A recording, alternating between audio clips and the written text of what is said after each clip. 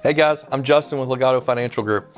Our firm is passionate about helping educate consumers, which is why we're powering the Gaining Interest podcast. The podcast of quick conversations with industry experts on topics that you want to know about, from sports to dining to healthcare and automotive, and really everything in between.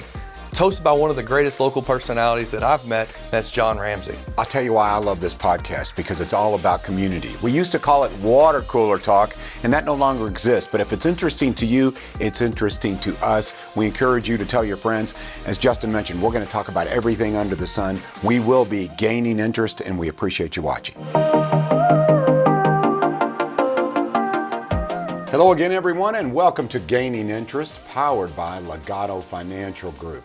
Today we're going to talk about something that some people enjoy doing, some maybe not so much: shopping. Do you like shopping for gifts for others? Maybe it's holiday season, perhaps it's a birthday, a wedding. You're going to eventually have to either go to the store, go online, go to a boutique. Today we're going to focus on a boutique named Mamili. I think that's the name. I want to make sure I get that right. But I know I have Melissa Huff with me, and she knows. Melissa Huff is the owner of Mamili. Melissa, welcome to the show. Thank you for having me. It's an honor. I am so glad that you're here. You've been able to familiarize me a little bit with what you do and the concept of Mamili. Tell us a little bit about it. Well, Mamili is basically a locally owned boutique. I own it. We carry a little bit of everything. We carry women's apparel, accessories, jewelry. We carry some men's merchandise, youth merchandise, home accessory, gifts, and then I also have Mad Hatter 502, which is my derby hat business. So we sell my hats there too. So you're quite the entrepreneur, I guess. Right? So Melissa, someone with this kind of aptitude, there has to be something in your background that kind of led you to this. I don't know if it was fashion or you just business and retail. How did you get into this industry? Well, I was in retail management years ago, a long time ago, and then I got married and then started to have kids, so that kind of got put on the back burner. But I dabbled in making derby hats for my friends like 2017, and then 2018 I opened up a little pop-up store in Prospect, close to where I live, for a derby season. That was 2019. And my friends, it wasn't really busy there, but we did enough where my friends were like, you need to do more with this. You need to take this to another level. So I thought about it, and they were right. And I thought, well, wouldn't it be nice if I could provide a full head-to-toe outfit for women? And from the outfit, the shoes, jewelry, and the headpiece. So I begged my husband to let me open a full-blown boutique. Finally, he said okay, and we found a space in NuLu Marketplace. We totally renovated it, opened March 7th, 2020, and then COVID hit a week later. So I had to deal with all that in the process. But yeah, we're still there. It sounds like you've had to deal with a lot of success as well, because when people say, take it to the next level, you're growing. So what niche do you own, Melissa, that has made your shop so successful at this point? What do you think separates you from everyone? Well, NuLu's kind of an eclectic type of place, and they say 70% of the people that shop there are from out of town. So I kind of wanted to provide a little bit of different merchandise for people that come in, because you just don't know who's going to be coming in town for music festivals, sports events, whatever. So we carry a little more sophisticated apparel for women, but we carry all age ranges, for girls in college, high school, all the way up to, my friends, me, 50, 60-year-olds. And then I carry some local artist merchandise. One friend, she paints bourbon barrel staves, tops.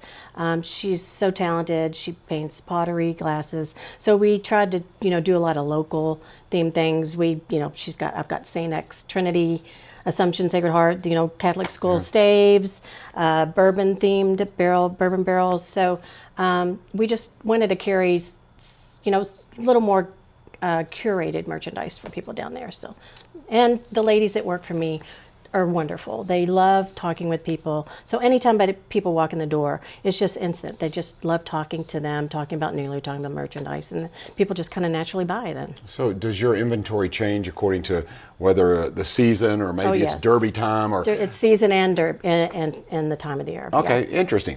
So to me, I would think in a boutique, and correct me if I'm wrong, so you're separating yourself a lot, because a lot of the mass produced are going to go in some of these big box stores, whereas you can be a little bit more, I don't know if the word is eclectic, more selective.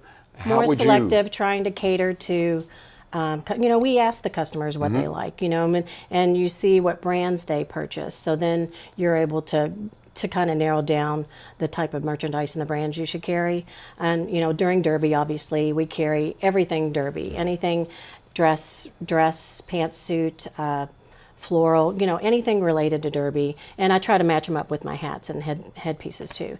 And then like the music festivals, we try to carry some more, some merchandise kind of geared towards people that are going to the music festivals. Christmas, sweaters, Christmassy things. It just depends on the time of the year. So if you've been to Mamili once, you might want to revisit because inventory changes. Okay. It changes all the time. Yeah. So- I go to market at least 5 times a year. Go to market. That's Yeah, pretty cool. it's fun. So but you obviously have a taste that people gravitate towards. You wouldn't be able to open up a successful shop because, me and my, ugly vest and ugly sweaters and ties, I could not open up a shop. So someone has told but your you, you've wife got great could. taste, right? Yeah, Yes. maybe, but, Yes, but someone said, hey, you've got really neat taste. I mean, Yeah, and certain people like certain brands. So like I said, so they'll come back when we keep carrying them too. So, and we want to carry more men's merchandise too. So that's a goal of ours. All right, starting next year. So tell me the advantages of boutique shopping as opposed to maybe retail shopping, because the options are out there. I think one, like you said, unique things you're not going to find everywhere, Right. but there's other advantages as well, right? Oh yeah, if you shop locally, more money that goes into the shops go back into the city. Whereas if you shop with a big box store, they're making more of the profits. So I used to shop in local stores and think, I don't know, and sometimes you worry about the price point, but now I get it. Now I get it owning a store. I get why they carry certain things they do, and I understand, how it really, really does help the economy if you shop local, if you give them their business. And there's, it's a lot of work, but it's nice to know that we can help grow the economy in the process. Yes. I want to encourage everyone. If you're watching Gaining Interest right now, powered by Legato Financial Group, shop local, support local. It does. It not only supplies jobs, but an overall economy, of course. If it's good and you've got people who are invested in the community like you are, then it's that all trickles down. It does. To your employees, to your vendors, all of that local. It's very, very good. Okay. Let's talk a little bit about some of the challenges, because I think shopping habits have changed. There's a lot of online shopping. Yes. I'm one of those kind of people that likes to feel and touch. I want to see. Don't get me wrong. If it's something that's pretty standard, I can get it online. Boom, it works that way. Yeah. But as far as size and how things fit, talk to me about the challenges and how you overcome those. Well, I'm the same way. I could just not go to market. I could just do Zooms with vendors, and they can send me what we call line sheets. I can see everything they're offering and just order based on that. But it does help if you can actually see it and feel it and try it on. And with that, when customers do come in, if they see certain brands that fit them well, then that, we can buy more of that brand for them. And with owning or shopping with the local boutique too, we'll call them when we get things in that we think they like, or we'll ask them. We'll even send them pictures of things at market, and say, do you like this? What do you think about this? And, it's more of a customized thing for the customers, for everybody locally. It's just kind of a nice little extra benefit. I equate it to the way businesses change. Some things don't change. Relationships are important, aren't they? Yeah. And they remain that way. Yes. So you're a fashionista. I guess. So let's talk about trends, because I think a lot of people out there, okay, what are we moving towards now? First of all, for women, and if you have a few tips for me, I'd appreciate those, Melissa. Go ahead. Well, a lot more people are not necessarily, I don't see hardly anybody in suits anymore. So I feel like the workplace is more of a kind of dressy casual look. Men don't necessarily wear the ties anymore like they used to, but they'll still wear a nice dress shirt and khakis. And so you can kind of style it. You can go all out depending on the patterns and the materials with that. And, of course, sweaters in the winter. I feel like sky's the limit with sweaters. Some guys still wear sports jackets, and you can kind of juju the jackets up depending on the patterns. So we'll carry some nice sports jackets for Derby too for the men. And then women, I feel like it's what they're wearing, especially if it's going into the weekend or it's a Thursday, Friday If they work during the day and then they go out in the evening, there's a lot of outfits where we kind of help them coordinate it where it's a dressy casual, but then they could pair a top with a dressy slack, or even dressed jeans with a fun sequin jacket for the evening. So I feel like there's just, and which is always like that with fashion, there's always something you can do to change it up. You just got to kind of be creative with it. And you've heard this conversation forever, because it seems to me that for decades the movement has been more casual. But there are situations where I think the classic look, the timeless look, never goes out of style. No, it still does not. That's it's not exactly Chanel because the price point, but a beautiful Chanel knockoff jacket with a white top and jeans with heels or boots, it's a beautiful look. You can still do that year after year. Okay, something near and dear to our heart. And if you're watching Gaining Interest, I'm sure you're going to be interested in this segment and your answer, Derby. Derby, the look, to me, it speaks to festive. It speaks to, party, let's have fun. Go all out. Go all out. Thank you very much. That's a good way of putting it. So I'm curious, what kind of trends do you follow when you think Derby? Because it's kind of unique. It's kind of its own little event. Is there anything like it, similar around the country, where you can say, okay, I'll watch this. This is kind of like Derby. What would be similar? Oh my gosh, I don't know. Or how do you actually follow the trends in Derby, or is it basically the same every year? Well, obviously you follow the trends when you go to market for apparel. And based off of that, then you make the headpieces. But to me, with my customers, we make a little bit of everything. So sky's the limit. We can make something extremely conservative as far as a headpiece with an outfit, or we can go all out and make a huge hat with ridiculous feathers and other materials. But I always feel like it's because there's thousands of people that come into town, you just don't know what they're going to wear. And sometimes color dictates. Like red hasn't been very big the last couple of years, which I was kind of surprised. But always florals, always for oaks, always pink, for the breast cancer survivors. Long flowy dresses, some ladies wear short fitted, and depending on what they're wearing, then we can style the headpiece. But I feel like Derby, and I was born and raised here. My great uncle, he helped raise me, and he owned a couple of racehorses. Not a lot of money. They weren't expensive, but I went to the track with him all the time. I'd go on the backside with them. I'd go to the races with them, and to go and experience Derby when I was a kid was pretty cool. But as an adult, it's just a whole nother level of excitement. And being born and raised here, and seeing all the fashion. I mean, right when you walk into the track, seeing everybody dressed up, you feel different and you're excited and you carry yourself a different way. It's just the fashions for Derby. Obviously in England, the races there are a little more conservative and more subdued. But Derby, it's just sky's the limit. Yeah, I feel for those, and I bet you feel the same way. I feel for those who come from out of town and they don't realize the dress code and to go all out, as you say. That's when then they shop. Then they'll shop with this, and then they'll want a bigger headpiece. Yeah, they come in, they go, uh-oh, this isn't going to work. I'm seeing what other people are wearing. In the hotels, many ladies in the hotels, when they come into town, they came into the shop. They're like, oh my gosh, I saw this lady and I saw this, and she's like, I can't wear what I got. I got to get something else. And I'm like, okay.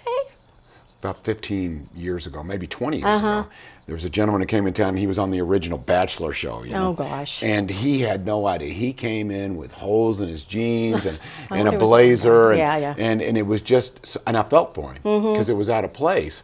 What advice would you give someone who was coming in from out of town and had never been to a Derby? What would you say? I say bring options, but for men, you could bring just a basic suit, but then when you come to town, buy a more flamboyant shirt. Buy the most beautiful, outrageous standout tie, handkerchief, get a fedora, wear a hat. A lot of times too, when it's really sunny, the men, we sell a lot of them, so the men get a little bit of shade. But I think you can bring a conservative suit, or you could just bring a really flashy suit. But either way, when you come to Louisville, even with the local boutiques, you'd be able to find things to go with it where you'll look very stylish. And the thing is too, when when you walk into the track and you have this beautiful outfit on, or the men look really stylish, you get your picture taken like throughout the day. It's like you walk a couple of steps and it's like, oh, can I take your picture? It's just a wonderful feeling. Can you guarantee that I'll win more money if I shop at Mamili? If I could guarantee that, I would win more money. So no, I can't do that. So you've mentioned a couple of times during this conversation, you sell hats. Okay, so talk about that side of it, because I don't think people realize that there is an art to it. Yes. And a lot of it does exist right here in Louisville, Kentucky. You mentioned local. Tie those in for me, Melissa. Well, I just so happen to be one of the milliners for the Kentucky Derby Museum. So this will be my second year. So that's very Congratulations. exciting. That's a big Thanks. deal. Yeah, it is. So making a derby hat, it involves different materials, feathers, flowers, you name it. It's you can decorate them however you want, and you can decorate it any color. You can do monochromatic. You could do bright colors, multicolors. There's a lot that goes into it, and it's really fun to make them. Can we talk about the trends there? Because I know for a while it seemed that everyone was moving towards fascinators, and then last year I thought I saw the bigger hats coming back again. Is that just something that's, hey, whatever your personal preference is, or is there a trend? I think it's personal preference. Yeah? Some ladies don't like to wear that headband. They think it's too hat, so they'd rather wear a hat. And then some ladies don't like a hat because they feel it's too cumbersome or it doesn't fit their head properly, so then they want a fascinator. So it's just, I think it's personal preference. So would you recognize a client, because you've been in this industry so long, do you recognize if a client comes in what she is going to lean towards? Can you tell maybe by because some ladies come in and they're like, oh, I don't want to do too much, and then they'll start looking at what we have, and the next thing you know, they're in some big, fascinator with feathers going all over the place, and they're like, oh my God, I love it. So you just never know. You never know when they walk in the door. Do you notice folks who are from out of town, there is something that's different about putting on a hat, whether it's a man or a woman. It does say you this is special. There is something to that, isn't there? I think so. Yeah, that's interesting to me. Yeah. Okay, you had mentioned, Melissa, that you say you go to market, quote unquote, go to market. Is there any of the name brands that perhaps our viewers, our listeners might be familiar with, or do you have ones that your go-to brands? Talk about them and why they're your go-to. We love, for women, we like Joy, Jade, Sanctuary, some of the typical brands you would carry or you would see in the big box stores. But then we also carry brands that we try to stay away from, which the big box stores have. So, jeans, we love Pistola, we love Skies Are Blue, we love Buy Together. It just depends on what what our customers like. But we have a good amount of brands that we carry. I want to carry. I feel sometimes when I shop, I feel like I'm shopping for a Nordstrom, so I'm like I got to dial it back. But we try to carry a good amount of different brands so we can give them a good variety. One of our central themes during this conversation has been local. Buy local. So talk a little bit about some of the local vendors that you have and the importance of that, and really what separates someone who may be a Louisville artist. What do you think? Is there any signature Louisville items that you say, okay, that obviously bourbon. Yes. That's going to make us. So talk a little bit about that. We do carry some of Keith Anderson's pieces. He was chosen as an artist to paint the picture on the Woodford Reserve bottles 2 years in a row. Beautiful. Yeah. So we carry some of his pieces, which is nice to support him too. And then Designs by Gail. She paints the bourbon barrel tops, the staves, glasses. My friend Brenda Sullivan, who actually works with me too, she makes jewelry. So she kind of sees she sees the styles we carry, and then she makes things to go with them. So that's kind of nice too. It's kind of personalization. There's a couple that make they repurpose bourbon bottles, and they make candles out of them. So a lot of them are bourbon themed, which is the scents are a bourbon candle. Oh, yeah. Bourbon candle is wonderful. So that's nice too. And then another lady, she paints different staves, kind of like with the horse theme, with the horseshoes and things like that. So it's and people that come from out of town, they really like that. They like to take that home with them too. Regardless of the economy, whether it's up or down, people want a bargain. Yes. So is there certain times of year where you recommend, hey, come see us because the bargains can be had? Is it when seasonal changes, or towards the end of the season, or is there a time maybe when one of your vendors says, look, I've got extra inventory here, and it may be very highly sought after, and you can get a great deal. So tell us, when does that happen? Does that happen? Yeah, it does. Not so much with the local vendors, just because they're making it on their own, so they can't make mass quantities. But in general with merchandise. Obviously, eventually you need to get rid of the spring merchandise to get ready for summer, and you got to get rid of summer to get ready for fall, and you got to get ready for fall to get ready for winter and Christmas. So I feel like, which everybody should know this, typically, the merchandise will start getting marked down, getting close to the end of the season or halfway through, and then go from there. So Melissa, I'm going to give you a scenario, okay? I walk into Mamili, and I'm shopping for a special friend, but I have... looking around and don't know what you're doing. You've seen it. You've seen it. Okay, so I'm that guy. So I'm looking around going... So I hand you a beer first. Oh, I like that. That's a good start. And then, we actually do. We offer that to Do you really? Yeah. Yes. Mamili, here I come. Okay, so you offer me a cold brewski, and then what advice do you give me? Male, female? I mean, how do we work this out as far as Well, me you getting tell ready? me who you're shopping for. Okay. You tell me if you know what they like, if you have an idea what you want, and then we kind of go from there. So as we talked about, a lot of our local merchandise is kind of nice. So it can be catered to them. We have wine glasses that Gail paints that have different Christmas themes on them. She has Kentucky Derby themed, double old fashions, wine glasses, pilsners. Pilsners and the double old fashions always do well with the men. We have all kinds of fun ornaments. We've got some knockoff Louis Vuitton designer ornaments for women who are a little more bougie. The ladies love to give those as gifts to their daughters and whomever. We have home accessories. We put together like a theme for Christmas. We have hand towels and the dish soaps and the candles. People love candles. Candles are like the best gift to give. And we have different scents going into fall and then for Christmas. We also have, we do gift wrapping, so that's kind of a nice little extra feature we do for people.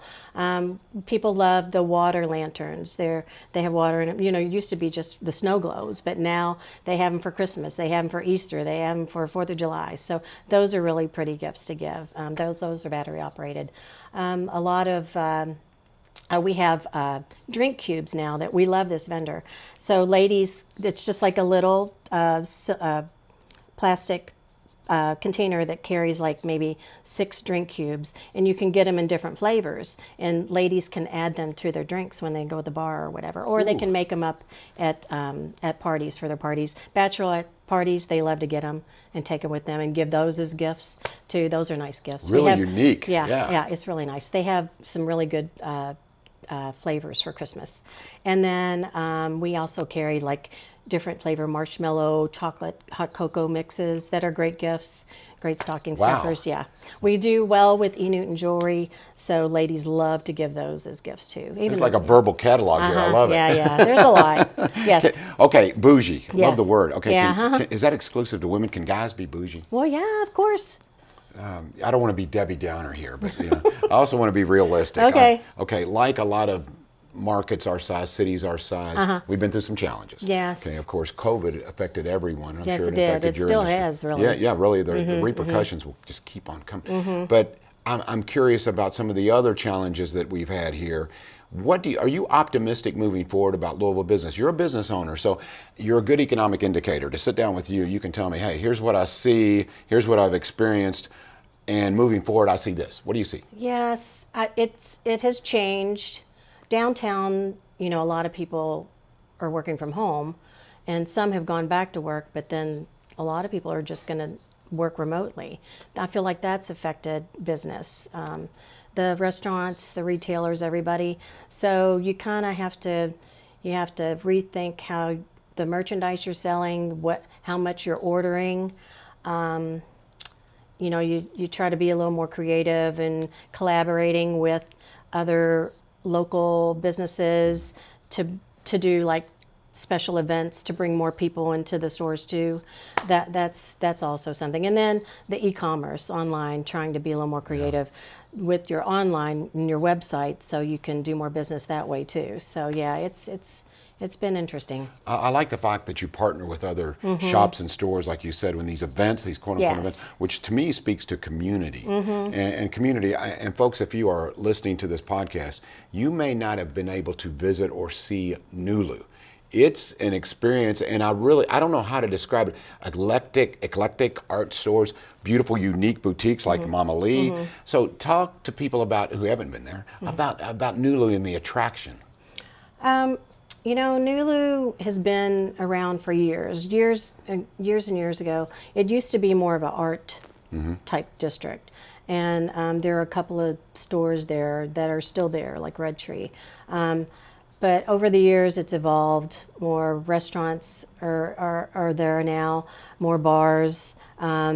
They just put Hotel Genevieve, boutique hotel on Market. They're building more Airbnbs. They're building, a lot more bars and restaurants. So it's definitely evolved and turned into not only an art area, but more of a destination place in the evening and on the weekends too. And Melissa, because you're based there, a few recommendations from you as far as if folks would like to go and dine, casual dining, maybe you can tell us something about fine dining. Where would you recommend? Oh my gosh. Well, we love La Bodeguita, which is the Cuban restaurant. We actually put together a recommendation sheet when people come in town. Nice. So we have a NuLu map, and then we have our own little sheet where we list the different categories and our favorite places around there. So we, La Bodeguita, Chef Lee just opened up Nami and Neighborhood Noodles, which is delicious. The Ole Group owns La Bodeguita. They opened Guacamole, which used to be right here. They also opened Mish Mish, which is Mediterranean. Unfortunately, there was that other Harvest was there before. They had to close after COVID. There's the local, Feast Barbecues, which is not the higher end, but just the locals. Feast Barbecue, Grind Burger, Royals Hot Chicken. There's just a lot of places. Oh, Muse has been there for years. You're making me hungry. I know, the candy place, yeah. Yeah, you should smell it down there during the day. It's pretty crazy. But we love NuLu, but we have kind of grown bigger, faster than I thought we would. Good for you. We found a bigger space. So I hate to move out of NuLu, but we're moving to Chenoweth Square eventually. But I needed a bigger space to put Mad Hatter and Mamili. But I love NuLu. When we shop outside of the state, we try to find places like that, places that have a lot of local shops, because we'd rather give them the business than give the big box stores the business. Yeah. In your industry, I would think you have to somewhat look at a crystal ball. Where do you see things moving? It seems like your emphasis has been on women's clothing and hats. Will you stay focused in that area, or how are you going to expand from here, Melissa? Well, we want to carry different home accessories. We still want to continue with that. And then I want to expand the men's line. I want to carry more men's merchandise, apparel, and just merchandise in general for men. So that's what we are gearing towards. Accessories. Well, okay, so gifts, I bet it would be fun to shop for accessories when you go to the market. Well, the home and gift market in Atlanta and Dallas it lasts 9 days. And it's huge. I mean, it's overwhelming. I don't even think you could see every single showroom in the 9 days. It's a lot. It's amazing. Because you've been at this for quite some time now, Melissa, I think you might be someone that, if someone's out there is thinking about, I want to open a shop, and you probably hear it a lot. What recommendations would you make? Were there challenges that you didn't foresee? Or it sounds to me like you're doing very, very well. Were there a lot of bumps in the road, or did you actually say, hey, our trajectory was pretty... It's not easy. I will tell you, owning your own business is not easy. It takes a lot of planning. It's good to get a consultant, somebody who can advise you, but it's very it's hard work. You think about it 24/7. You got employees, payroll, taxes, you name it. You have to worry about everything. But if you plan accordingly, you're aware of your customers and what they want. It can be a successful business and a rewarding business too. So I'd like to send folks to your shop, to Mamili. So we mentioned NuLu. Give me an exact address, and also, can they get in touch with you online? Yes. Can they see your inventory online? Talk about the ways people can touch you. We have a website. So the website's www.mamili502.com. And our Instagram and Facebook is @Mamili502. Spell Mamili, help me. It's spelled Mamili. And I'm Filipino, so Mamili means to shop in Tagalog. That's a language my family speaks. So that's why I've thought of that. Wow. Yeah. And then we're located at 826 East Main Street, so we're in the NuLu Marketplace. And then you can call us at 502-384-44502. So your I don't know, your family, your parents, without getting too personal, they got to be proud of you. I mean, I would Well, think, unfortunately, they're passed away, but my husband and kids are proud of me. I'm proud of you. Sometimes I'm driving them nuts, though, but because there's so much to do. They're and watching so you, I ask Melissa. them to help me do certain things in the store, but yeah, they are. And I feel like my kids see how hard my husband and I work. Things didn't come naturally or easy to us. We didn't have a lot of money growing up, both our families, and we pretty much worked hard for everything we have. So I feel like that's been a good example for our kids. So hopefully they'll build that same work ethic and do good. I appreciate the insight you have offered us. Yeah. So and when I'm getting ready for Derby or maybe a holiday party, you're going to spiff me up early? Yes, you and Jill. You all come in. We'll do it. Okay. We'll do it. All right. Once again, Melissa Huff. Mamili is the name of the shop. It's located in NuLu. You can get a hold of her online as well.